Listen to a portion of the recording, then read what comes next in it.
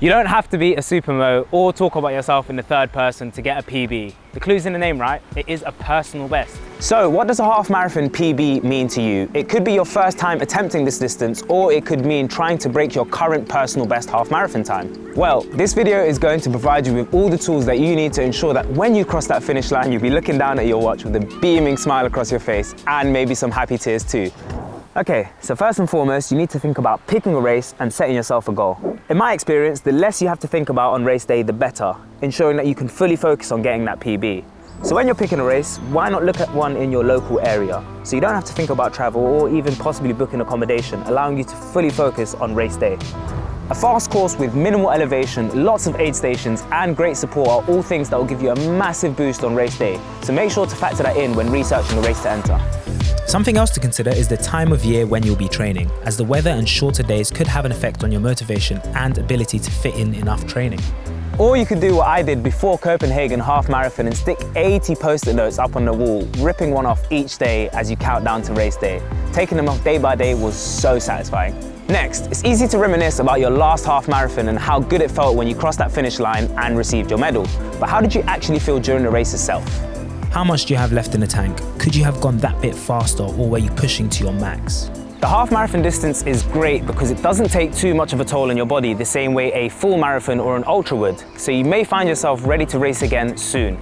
Your body will already be in great physical condition given all that mileage and training you already have under your belt, but do make sure to give your body adequate rest to ensure that you are race day ready for your next attempt.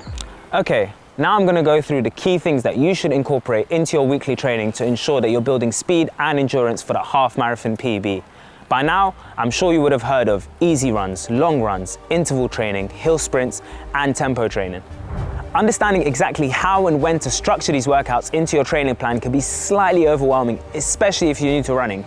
Whereas if you've already run a half marathon before and completed a training block, then this can help you identify areas where you can improve and things to focus on to achieve that personal best. A common and simple principle used by runners to split their sessions is 80-20 running. But let's have a look at what this actually means with the TRC twist. In short, 80-20 running refers to the percentage of runs performed at a lower or higher intensity each week, with 80% of your training being completed at a lower intensity and the remaining 20% of runs completed at a higher intensity. So first up is your easy recovery runs. Your easy running pace should generally be at least 1 minute slower per kilometer than your race pace, with your effort level around 3 or 4 out of 10, 10 being your max effort. So listen to your body and how you're feeling. Easy runs will allow you to get fitter without putting too much strain on your body. You should aim to include at least one long run into your weekly schedule to build your stamina and work on your mental endurance. You want to train your body to run longer distances in preparation for your half marathon, so look at increasing the mileage of your long runs each week until you peak at 10 to 12 miles. Aim to reach this point around 2 weeks before your race and then begin to taper your training. Okay, quiz time. Have you ever skipped a warm-up or a cool-down? If you have, then make sure you click like on this video and subscribe to this channel. I know I definitely have. And if you haven't, well, you should probably still subscribe to the channel and give us a like. But in all seriousness, warming up and cooling down is such an important part of any form of training and shouldn't be ignored. It will help avoid muscle soreness and reduce the risk of injury. You'll recover quicker, which will allow you to push yourself that bit harder in your faster sessions. So there we have it. These are the workouts that should contribute to 80% of your week and should be done at an easy pace.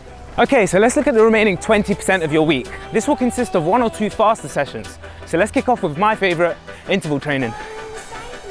Interval training involves alternating periods of high-intensity exercise with periods of low-intensity recovery or rest. Incorporating high-intensity intervals helps build muscle strength and speed, while the overall workout improves your stamina and endurance.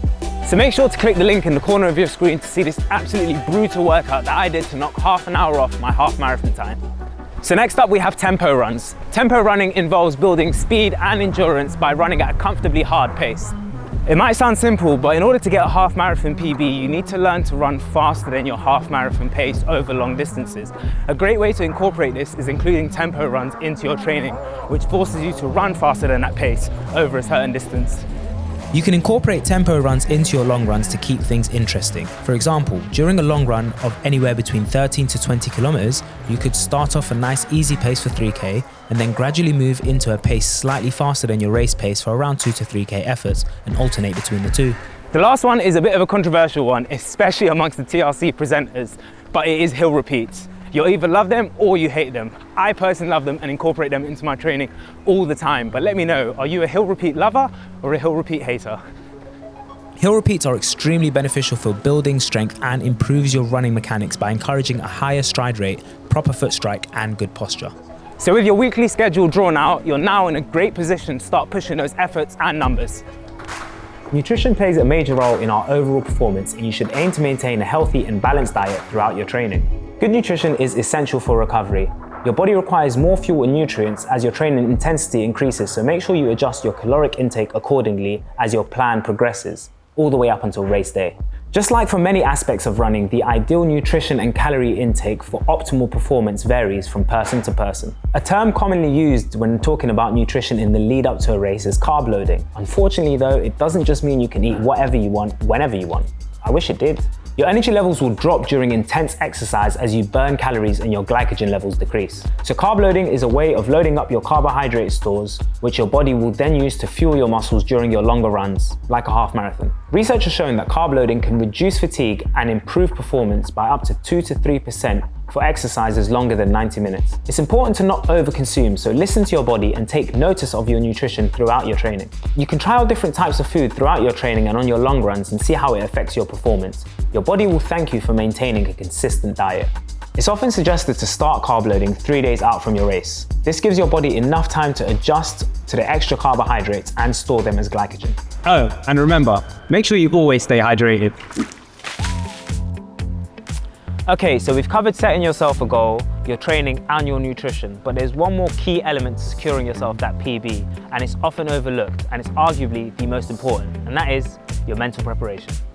Now, if you've run a half marathon before and you're looking for that extra motivation for your next attempt, then take a step back and analyze your last race and ask yourself these questions. Could I have followed my training plan better? Did I keep my easy runs easy and give myself enough time to recover between sessions?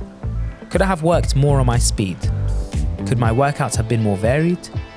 Was my approach to nutrition disciplined enough throughout my training? Use your previous half marathon as a guidebook and think about what you could adapt or improve in preparation for your next race. Personally, I love my fast and intense workouts, but this means that in the past I've been guilty of completely dismissing my easy runs. Once I started to incorporate and prioritize my lower intensity workouts and my recovery, I saw my performance go through the roof. Sometimes all you need is marginal gains in order to get that PB. It is important though not to view these things as mistakes, but more so a learning curve. It doesn't matter if you're an Olympic athlete or you're brand new to running. The most important thing you can do to improve and develop is by learning about yourself.